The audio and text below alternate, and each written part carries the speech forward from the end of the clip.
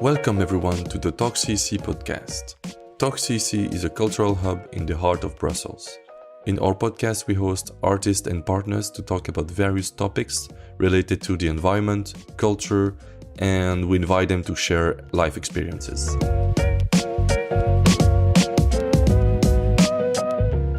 Welcome to this new episode. Today we're going to talk about a new exhibition at Talk C.E.C that is going to take place in April 2023 until June 2023. This exhibition is about seas and oceans. It will regroup both scientists and a lot of talented artists. To talk about this today, we have Noël, who you may have heard about before in the second episode of this podcast. She's a climatologist and an artist. And we have Matthieu, one of the founder of Talk C.E.C. Hi. Hello. Hi. Hello, everybody. How is it going? Thanks for having us. It's a pleasure. So my name is Dr. Noël Baker. I am a climate scientist at the Royal Belgian Institute for Space Aeronomy, and I'm also a Science for Policy Working Group member with the EGU. And I'm Matthieu Duchateau, co-founder of Talk C.E.C, a cultural incubator based in Ixelles, just by Brussels and the EU Parliament. How are you doing today? I'm doing fine. Amazing. Amazing. You woke up this morning and you thought, let's do a podcast today. Yeah, actually, let's do two in the day. So let's start maybe with a proper introduction of the exhibition. What is it about? Tell us. I will be very happy to do this. The Seas and Ocean Exposition is happening in the 20th of April 23. It's an exposition bringing together more than 40 artists, 20 scientists so far. During the exposition, you can find immersive, interactive art pieces, performances, conferences, educative workshops. You could also take a part into the Science Cafe to have direct exchange with the scientist. Towards the public, we also bring a mediation with an ambition to bring towards the public an educative exhibition. We actually introduce them to each concept and we tell them actually how we created every piece. So this mediation is actually very important. It's really a part to create accessibility towards the public, to explain the research, the way we do things, why we do them, and our hopes actually of bringing educational content out there, but also content that actually just bring you emotions, so you can actually relate directly to it. Okay. Very, very cool. I mean, that's my point of view, but you, Noël, as a scientist and an artist, what do you think of this this kind of exhibition? So I think it's fun to talk about this from the perspective of, first off, purely as a scientist, why do we get into science? And I think for a lot of people, myself included, it's because we have such a huge amount of passion for understanding the way the world works and discovering and learning and finding new ways to explain things, and really just the richness of understanding life and nature and everything around us is why we get into science. And we also have this desire to have some kind of impact in the research that we do. We don't want to just do science. We also want to tell people about it and to have some positive effect on the world. And I think for a lot of other scientists, it becomes not just an important part of doing the science, but an important part of what drives us as humans to communicate what we do. And that communication, I think, is so incredibly critical for being a scientist and for connecting to others and explaining our passion about what it is we're doing. And this exhibition is one of the few opportunities that I've really seen that gives scientists a chance to explain their science in a way that is outside of what we normally do. So usually scientists communicating is to other scientists. It's dry, it's very highly technical, highly scientific, and it's difficult for the average person to understand. And I think something like this that brings in the ability to connect to people on a different level is something truly unique and really valuable, because it means that we're able to show what we do and the passion that we have, but also to explain it in a way that lets other people feel the passion too. Yes. Okay. and to really connect to them on an emotional level. Yeah. Because after all, scientists are not just cold-hearted people looking at data. No. And I think the proof of that is that so many scientists willingly, in our own free time, take part in outreach and in different types of communication with school kids or with talks for the public. It's something that we already do as part of our profession. We love doing it because we're so passionate and excited about what we do. And this is such a unique way for us to do it. So those of us who've given a talk before, maybe it's to an audience that's already somewhat familiar with the science, or to kids, you have to break it down in a different way and explain things from a very basic perspective. But to talk to an artist it's a unique experience because they're bringing in their own perspectives and their own ways of translating information and their own hopes and dreams and sensitivities, and it's a wonderful mixture of the passions of the two different people coming together to explain a concept, and that I find beautiful. So, and you yourself, you're gonna do something for the exhibition, I guess, right? Yeah, I'm planning to have my own artwork that'll be displayed at the exhibition as well. I'm very excited about that. Like you are the bridge between the scientist and the artist world. What do you think of this collaboration between these two worlds? Well, it's so funny because in science, we're driven by wanting to try new things, to push our limits and to discover. But that also perfectly describes artists and, course, yes. and how artists work. So it's very synergistic between the two callings, the two walks of life, I think parallel each other in beautiful ways. And for me, a lot of what I do in art is a communication of the things that I've seen through science and me trying to process and express myself and to communicate with others through this medium. And I've found that I'm able to connect with people on a much different and sometimes deeper level through my art than I can just by talking about it through science. Yeah, that's interesting. Like they say, right? An image is worth 1,000 words, isn't it? Yeah, isn't it? When I try to imagine the collaboration between a scientist and an artist, I see like 100 pages of data, raw and statistics and graphs, and someone who's trying to put emotions on paper or on whatever. So the mix of both it's hard to imagine. Am I looking at an amazing chart with a lot of colors? What am I looking at? So because Matthieu, I guess you are in touch with this collaboration program with the artist and the scientist. How is it going between them? How is the dialogue between them? Well, I'm actually, yes, in touch really a lot every day. Nowadays, I will tell you this, at a very human level. It was, I think, something that a lot of people in art have wished to actually talk about serious subject through their art. And for scientists, I have seen the involvement of the scientists and the ways they express themselves, they jump on the project, so much energy and passion, to take your word out. It's quite incredible because they're so similar. And at the same time, scientists will look for something they need, and artists will actually create something nobody needs. Mm-hmm. And I see the two as complementary.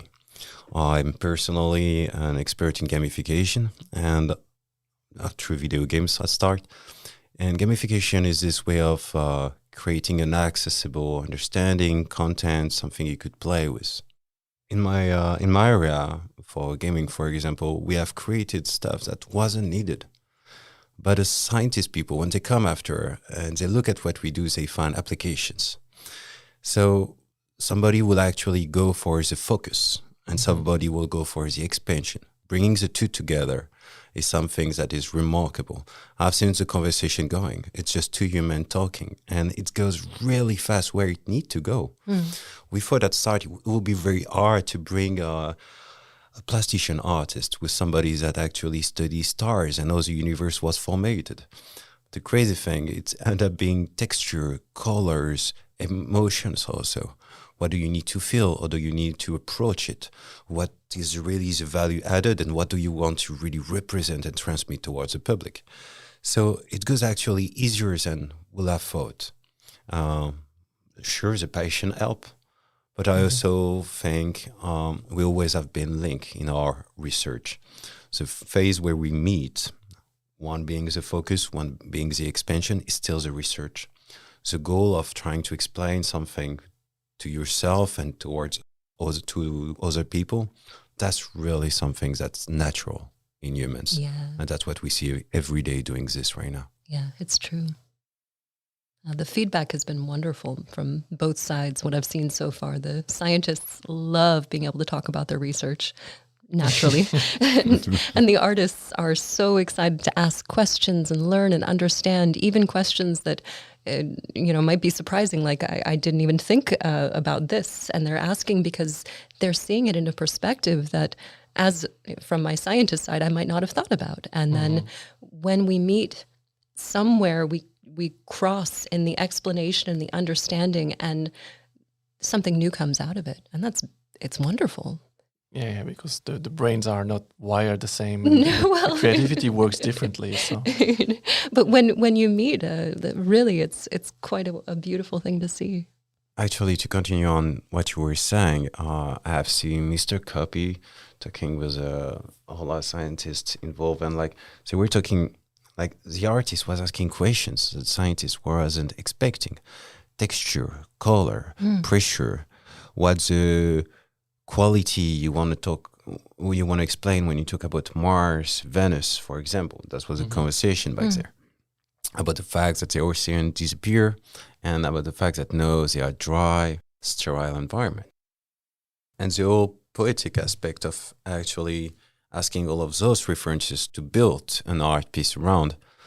First the scientist, but scientist was like, okay, I didn't thought you were going to ask me all of those questions. Yeah.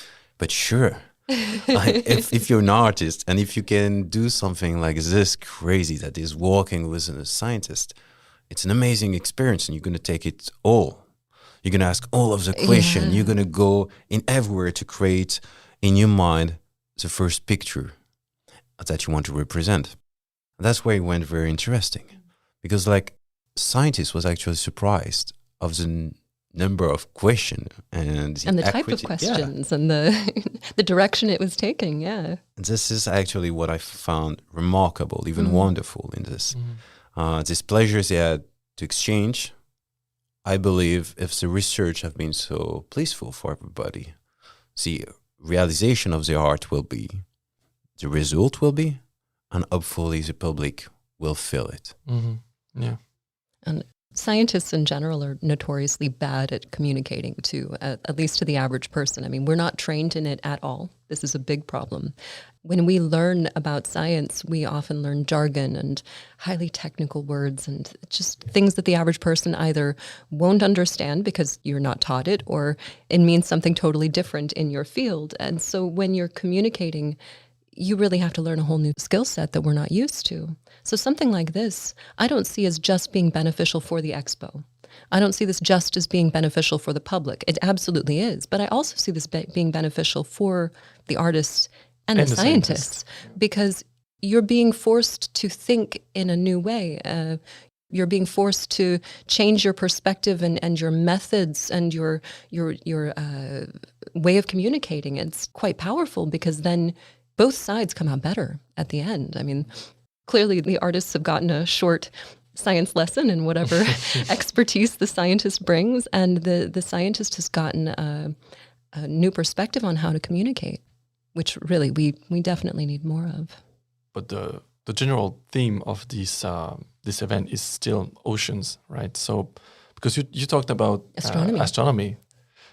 But it's not going to be all about the stars and everything, I guess, right? It's also about the pollution of the oceans and stuff like that. What is it going to be about? Well, it depends on the expertise of whoever's coming into it. Seas and oceans as our large subject. To just put it in mind of the people, 70% of this planet is blue. For a good reason, it's oceans. So why talking about stars? Well, let's talk about the moon. you know tides. Okay. Without moon, no tides. Without tides, no movement of winds. So the whole planet is a full ecosystem that is just not only about the planet itself. It's about the planet and the moon, solar system, everything around it, everything being interconnected. Actually push us to understand that one of the main actually problem right now in ecology is the ocean. If we want to have a real impact to what we have to face now with climate change, it's very important for everybody to understand that protecting the ocean, where the life came from and emerged at start on Earth, is one of the most critical points. Mm-hmm. And it's something that actually bring us together. That's something that have bring life to Earth, but this is also what could stop it. Ocean acidification is a problem, but it's not the only problem. The ocean is full of positive and negative things happening to it at every second. We should take care. That's why it's a large subject. Mm-hmm. That's why also it's a theme of this expo. It's time we understand where we came from. And humans have always been tied inexorably to oceans. I mean, for our entire history, we have created communities next to bodies of water because we need it. We needed to survive. And as soon as we could travel, we figured out how to create ships. I mean, the sense of adventure and exploration has always been very strong. Humanity needs to understand the oceans because water is the source of life, and it's absolutely necessary for our future of survival. Let's put it this way. It's a salty subject. And you can take it in lots of different directions too. I mean, studying oceans can also be done by studying what happens on other planets. So that was one of the conversations. Like on Mars, right? Exactly. So we've recently learned that we have polar ice caps on Mars and that there used to be ancient oceans. Well, why did they disappear? What happened on Mars? And could that be a warning for what's happening on Earth? These kind of things help us better understand the science in general, but it also helps us give a bit of a cautionary tale to how we treat our own planet and what its future could be. I mean, Earth is, we're very lucky. It's really an incredibly unique situation we have on this planet, that it's just the right temperature, that we have seasons due to a bizarre axis tilt that none of the other planets have. And we have a huge source of water from many different factors that play into this that allows us to be alive. And you look at our two closest planets, Venus and Mars, you see cautionary tales on both sides about what can happen if that perfection is disturbed, if we don't take care of this tiny little rock in space that we're currently occupying. An amazing subject, an amazing expo to come, and we all welcome you for it. And what is the goal of this event? Of course, it's to sort of educate, I guess, the people, but also showing arts about this theme. But what is the goal behind it? We are messengers, but we didn't want it a very dark message. It's true, it's going bad, let's be honest. But being always bringing the bad news to people isn't the best thing scientists have done to themselves. A lot of people have cut themselves from science because science just tells them the truth, and it's our truth. What we need now is a way to still bring it towards the people that resist it, because there is a lot of people that already know. But to bring in everybody, we needed something accessible. Art and culture are the fundamentals of communication at start. So it's really a way for us to create a new path towards linking people to those challenges. And I'm telling you, it's urgent we do it. So I'm very happy it's going this way so fast. Even us as Talk C.E.C, we are surprised every day by the speed of like all of those collaboration happening, all of those people coming towards us. It's amazing. It means that there is already a bit of sensibilization that have been done. There's momentum. Yes, there is a momentum, and there is so much will from people. So it's an amazing time to actually meet each other, and I welcome you to drop by when it's happening. When I first appeared on your podcast, I talked about how I was experiencing ecological grief through being a climate scientist and seeing every day news about how bad things are and how poorly humanity has treated the environment. I'm happy to say now that I have worked through some of my grief, and I think I'm at the point where I'm getting back hope again. Oh, really? Yeah. That's good to know from you actually see the data and see everything's going on. Indeed, it's been a tough time because this affects me deeply. I'm still human. Even if I want to see everything that's happening on the planet, it hurts me. It's psychologically damaging to be exposed to it. But I still care and I still want to put effort into it. But I have been able to find some of that hope again by doing activism in my own time and by seeing just how many people really care about this and care enough to put their time and energy and to learn to understand and to communicate. People really are putting a lot of themselves into this. This is the momentum that's happening now, and it's something so incredibly important. If we are not standing up and saying something and doing something, we're going to regret it. I mean, generations will look back and ask, why didn't you do enough when you I feel like we're already regretting a little bit, right? Absolutely. We are the last decade. Yeah. To put it simply, if we don't do anything this decade, we're all doomed. So every year, it's not that people are converted to ecologies, you just cannot deny. As animals, we just see a very hard fact and we want to close our eyes. And I understand we do this. I've done it. Eco-anxiety is a new term to tell you you're depressed because you know so much about ecology. But it's not the ecology that's making you anxious. It's the fact that we actually are destroying it, not considering it. And the youth is actually claiming it's time. Yes. Because they're going to live for it. It's not like, before my death, I'm going to see an amazing, sad number of catastrophe and calls that just going to tell you, like, change now. It's time. So, yes, we have hope. But yeah, we have also data. We see more people every year in Climate March. We see more involvement from civilian institutions and even private companies. They know if they want to survive to what's happening, they will have to evolve.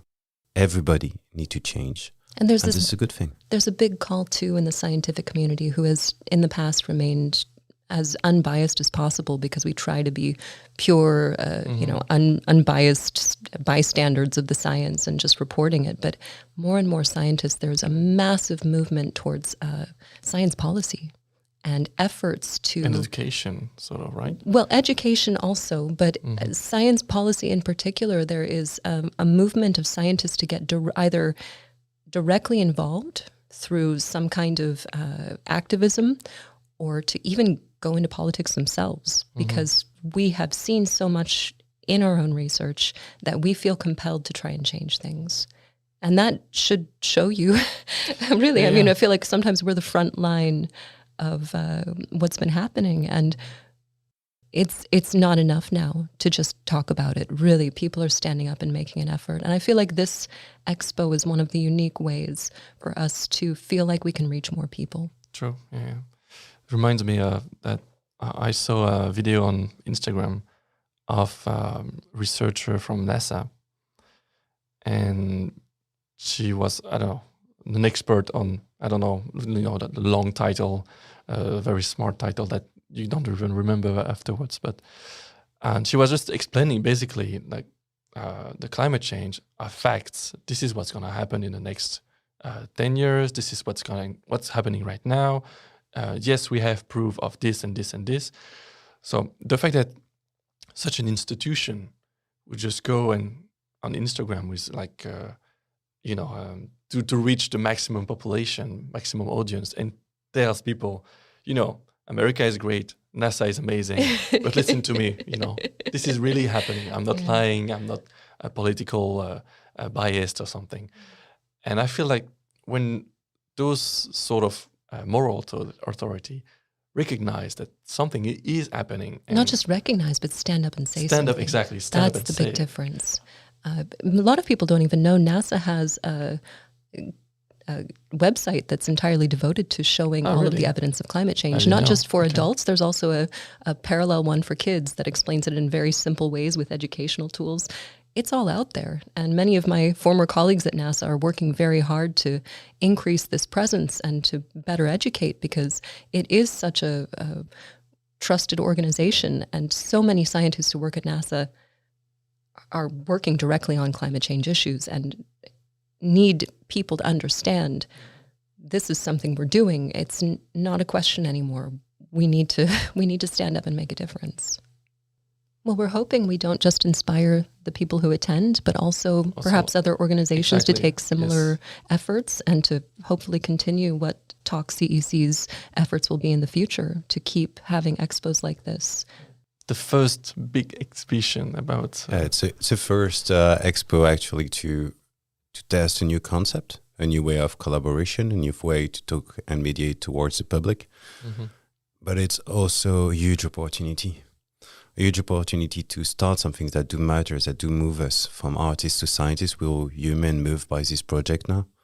And to give a bit of closing to this conversation, the only way we can start changing things is by actually organizing those type of events. That's why, to say it again, on the 20th of April 23, we all welcome you to Talk C.E.C, to the Seas and Oceans exhibition.